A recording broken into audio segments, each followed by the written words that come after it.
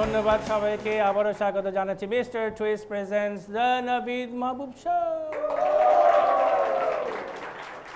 এবং আজকে আমাদের অতিথি, আমি ওনাকে অত্যন্ত পছন্দ করি, কেননা আমার মেজাজটা সবসময় একটু খারাপ হয়ে যায়, আর উনি হলেন সোজা কথা আমাদের রাগকে নিয়ন্ত্রণ করেন, anger management specialist mister Almasur Rahman. Thank you Almasur ভাই, অনেক ধন্যবাদ আপনি আমার সাথে এসেছেন। এবং আপনাকে প্রথমে দেখেছি যে আমরা দুজনই একটা জায়গায় বক্তৃতা দিতে গিয়েছিলাম, এবং আমার বক্তৃতা ছিল আপনার পরেই, কিন্তু একটু সবাই সেই দিন সব কিছু একটু দেরি হচ্ছিল এবং আমি একটু রেগে যাচ্ছিলাম, কিন্তু তখনই আপনি অ্যাঙ্গার ম্যানেজমেন্ট নিয়ে চমৎকার কথা বলে। তো এটাতে ঢুকলেন কীভাবে প্রথমে? অ্যাকচুয়ালি আমি নিজে খুব বদরাগে ছিলাম।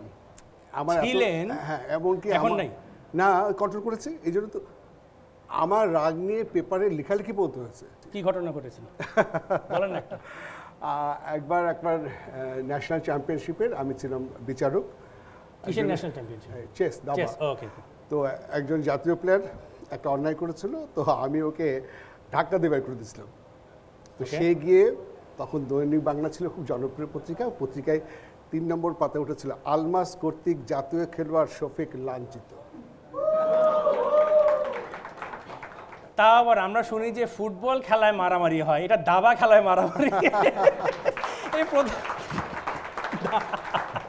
দাবা খেলায় যদি আপনি মারামারির উৎস হয়ে থাকেন, তাহলে you had some serious problems. তো আমরা বলে না, ডাক্তার দেখলে আমরা একটু ফ্রি চিকিৎসা করি না, ভাই আমার একটু এখানে ফোড়া হয়েছে দেখে নেন। তো আপনি যেহেতু আপনাকে পেয়ে গেছি, আমরা কি কিছু ফ্রি অ্যাডভাইস পেতে পারি? হ্যাঁ, কেমনি আমি প্রথমত রাগটাকে নিয়ন্ত্রণ। আচ্ছা, এখন মুশকিল হচ্ছে যে আসলে আমরা যে বলি না আমাদের রাগ চলে আসে বা রাগ উঠে পড়ে, অ্যাকচুয়ালি রাগ কখনো আসে না, রাগ উঠেও না। তাহলে রাগটা কি? আসলে রাগ আমরা তৈরি করি। We are the creator of your own thought. আমরা আমাদের চিন্তাকে বানাই এবং আমরা চয়েস করতে পারি। ধরেন আপনাকে কেউ একজন একটা বাজে কথা বললো, এখন আপনি চিন্তা করছেন, বাজে কথা বললো, এত বড় কথা বললো, কেন বললো, আচ্ছা, তারপরে আপনি নেগেটিভ থট করছেন, কারণ আপনি যখন রাগের কথা হচ্ছে, আপনি যখন নেগেটিভ থট করে যখন আপনার ভিতরে নেগেটিভ ইমোশনকে তৈরি করতে পারেন, আবার ভাবতে পারেন বলছে তো কি হয়েছে। এখন আপনি নেগেটিভ থট ক্রিয়েট করবেন না পজিটিভ থট ক্রিয়েট করবেন, চয়েস ইজ আমাদের। ওই যে বললাম, আপনি কোনো মানুষকে কখনো খুশি করতে পারবেন না ও যদি খুশি হতে না চায়। ঠিক তেমনি আপনি কখনোই কোনো মানুষকে রাগাতে পারবেন না ও যদি রাগ করতে না চায়। এটা কমপ্লিটলি আমার চয়েস। ইউনিভার্সিটির জীবনে যখন আমি ওই কার্যহারে যেতাম, আমার একটা মোটরসাইকেল ছিল, আমি বাংলাদেশ বিমান থেকে টাকা পেয়েছিলাম, মোটরসাইকেল গেছিলাম, হয়তো কারোর সামনে দিয়ে মোটরসাইকেল এরকম ভো করলাম, কেউ বললো এই মেয়ে কী করতেছেন, তখন আমি ঘুরে এসে বলতাম কি, ওই মেয়ে কী হয়েছে, ফজলামি করেন। তো এখন হলে কী করি, কেউ যদি এই কী হয়েছে, আমি মুছে মুছে হাসি যে দোষটা তো আমারই। তো it is a quality of thought. আমি কিভাবে ব্যাপারটাকে ভাবছি, কিভাবে দেখছি। যেমন দেখেন, একটা কথা বলি, এই সবাই ছাত্রছাত্রীরা আছে, কোনো ব্যক্তি আপনার রাগের কারণ নয়, সে ব্যক্তি সম্পর্কে আপনার ভাবনা আপনার রাগের কারণ। যেমন মিস্টার অলি, কাল্পনিক। হ্যাঁ, মিস্টার অলিকে দেখে আপনার রাগ উঠছে, মেজাজ গরম হচ্ছে, আপনার বিরক্ত লাগছে, কিন্তু ওই অলিকে দেখে তার বাবা খুশি হচ্ছে, তার ওয়াইফ শান্তি পাচ্ছে, বাচ্চারা আনন্দ পাচ্ছে। তো অলি যদি রাগের কারণ হতো, তাহলে ওকে দেখে সবাই রাগ উঠতো। আপনি রাখছেন কেন? কারণ আপনি অলির সম্পর্কে নেগেটিভ কিছু ভাবছেন। আবার ঠিক উল্টো ব্যাপার, যাকে দেখে আপনার শান্তি লাগছে, আপনার আনন্দ লাগছে, তাকে দেখে আর একজনের রাগ লাগছে। তার মানে ব্যক্তি প্রবলেম না, না ব্যক্তি প্রবলেম না, ব্যক্তি সম্পর্কে। আমাদের মাইন্ডটা কিন্তু অলওয়েজ ন্যাচারালি, আমাদের মাইন্ডটা কিন্তু শান্ত, কিন্তু ওই শান্ত মনকে অশান্ত করছে কে? যেমন দেখেন, আপনি পানি বইছে, একটা শান্ত জলাশয়, আপনি একটা ইট মারবেন, অশান্ত হবে। আপনার শান্ত মনের মধ্যে যখন আপনি অশান্ত কিছু ছুটবেন, তার মানে কি নেগেটিভ থট, এটা হলো কেন, বললো কেন, করলো কেন, আপনি শান্ত মনের মধ্যে ঢিল ছুটছেন কেন, নেগেটিভ থট। যখন দেখবেন আপনার কোনো কারণে মেজাজ গরম হচ্ছে, বিরক্ত হচ্ছে, অস্থির হচ্ছে, সঙ্গে সঙ্গে আপনি চিন্তা করবেন এরকম লাগছে কেন, আমি কি করছি, নেগেটিভ থটটা কেন মনের মধ্যে ছুটছি, স্টপ ইট, আপনার বাড়ির সামনে ডাস্টবিনও আছে, আপনার বাড়ির সামনে ফুলের বাগান আছে, আমি কোন দিকে তাকাবো? Always think positive. আমি ভালো চিন্তা করলে মন ভালো লাগবে, আর খারাপ চিন্তা করলে মন খারাপ লাগবে। আমি খারাপ চিন্তা করব কেন? Very good thought, excellent thought. এবং আমি আপনার সাথে কথা বলি কিন্তু আমারও মনটা বেশ এখন একটু প্রশান্ত হয়ে যাচ্ছে। এবং এই প্রশান্তির মাঝখানে আমরা একটা ছোট্ট বিরতি নিয়েই, আপনি তো আছেন আমাদের সাথে, দর্শক মণ্ডলী আপনারা দেখছেন Mister Twist presents the Navid Mahbub show. আমরা ছোট্ট একটা বিরতি নিচ্ছি, তারপরে কথা হবে।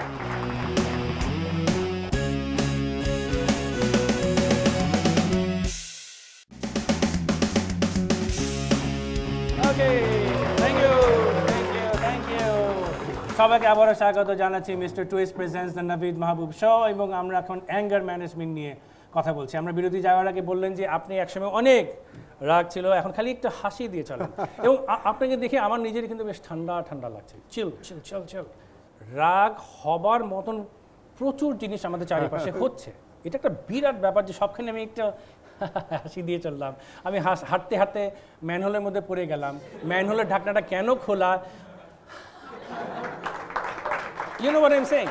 তার আগে একটা কথা বলি, সেটা হচ্ছে যে আমরা সকালে ঘুম থেকে উঠে কী করি?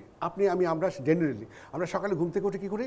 গাড়িতে অফিসে যাই, কারোর কাছে যাই, তখন বলি এই রাস্তার ভাঙা কেন, ওখানে রাস্তা থেকে ঘুষ করছে, রাস্তা থেকে গর্ত ঘুষ করে, ওই রাস্তা ঘুষ করে, ট্রাফিক পুলিশ এখনো ছাড়ে না কেন, ওটা ছাড়ে আমাদের ছাড়ে না কেন, এত কথা এই যে আমরা এই রাস্তা থেকে গাড়ির সামনে চলে গেল, এই রিক্সা পাঠাতে আপনি মরে যাবেন তো। মানে অ্যাকচুয়ালি আমি কি করছি বুঝতে পারছেন তো? আমি করছি কি যে আমার কোনো কিছু ভালো লাগছে না, কারণ কোনো কিছু আমার মনের মতো হচ্ছে না।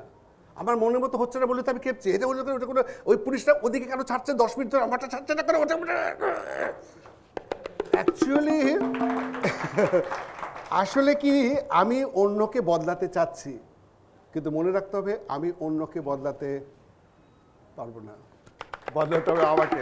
যেমন আমি দেখবো রাস্তাটা বন্ধ, আমাকে মনে করতে বন্ধ না, বাবা দারুণ।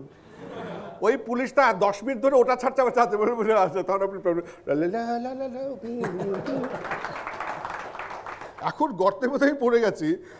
এখন গর্ত তো করবেই, এখন অত করে লেখা দেওয়া হতে লেখা দেয়নি, এখন আমি পড়েছি, তার মানে আমারই দোষ। আমি কেন হাঁটার সময় সুন্দর মেয়েটা দেখে তাকিয়ে দোষটা আমারই। আমি কেন আমার স্ত্রীকে পাশে রেখে আমি সুন্দরী মেয়েটার দিকে তাকিয়েছিলাম, এটা আমার পাপের প্রায়শ্চিত্ত। একটা মজার কথা বলি, আসলে রাগের ব্যাপারে না আমরা খুব ছোট ছোট ব্যাপারগুলো আমরা কেন যেন বুঝতে চাই না, ওগুলো যদি বুঝতে পারি না আমাদের রাগ কিন্তু আমরা তৈরি করবো না। আমি একটা এক্সাম্পল বলি, আমি একজন হাই অফিসিয়ালের বাসায় গেছি, তিনি সরকারের খুব হাই অফিসার ছিলেন, রিটায়ার করেছেন। একদিন তার বাসায় গেছি, উনি দেখলাম ভীষণ বিরক্ত। সে বলতেছে, আলমাজ সাহেব আর বললেন না, আমার যে ওই যে সিকিউরিটি গার্ড দারোয়ান আমার এমন একটা ঘটনা ঘটছে না যে আমি সারাদিন কোনো কাজই করতে পারছি না, আমার মেজাজটাই না খারাপ হয়ে আছে, আমার মুডটাই খারাপ হয়ে আছে, আমার সারাদিন কাজটা নষ্ট করছে। আমি বলছি, আপনি সিকিউরিটি গার্ডকে কত বেতন দেন? বলে, দেখেন ওনাকে তো আমি 15,000 টাকা বেতন দিই। আমি 15,000 টাকা? ওর বেতন আপনি 1.5 লাখ টাকা করে দেন। কেন? আমি যে ও এত ক্ষমতা রাখে যে মালিককে কন্ট্রোল করতেছে। সে বলে ওর জন্য আমি কোনো কাজই করতে পারি না, সারাদিন মানে আপনি ওকে কন্ট্রোল করবেন, ও আপনাকে কন্ট্রোল করবে? কি আশ্চর্য ব্যাপার। আমার মুড অন অফ থাকবে না অফ থাকবে, এটা কি আমার ব্যাপার না আরেকজনের ব্যাপার? তাহলে ও কি করে বলছে আমার মুডটাকে অফ করে রাখছে, আমার মুড অফ করে রাখছে। ও যদি ক্ষমা না চায় অন হবে না, যদি অন না করে। What is this?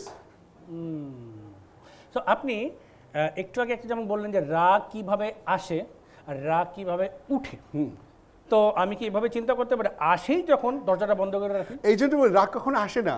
আমাকে একজন ভাইকে, আলমাস স্যার জানেন আপনার আঙ্গার ম্যানেজমেন্ট এটা করেছি, তারপরে মাঝে মধ্যে রাগ চলে আসে। আমাদের রাগ কেমনে আসে? উঠে উঠে না, হাইটা হাইটা না, ভাইসা ভাইসা। রাগ যদি আসতো তো থাকে দিতে পারতাম, রাগ কখনো আসে না। আবার অনেকে বলে রাগ উঠে, আমি রাগকে জবাই রাখছো না, কিন্তু উঠবে, রাগ উঠবেও না।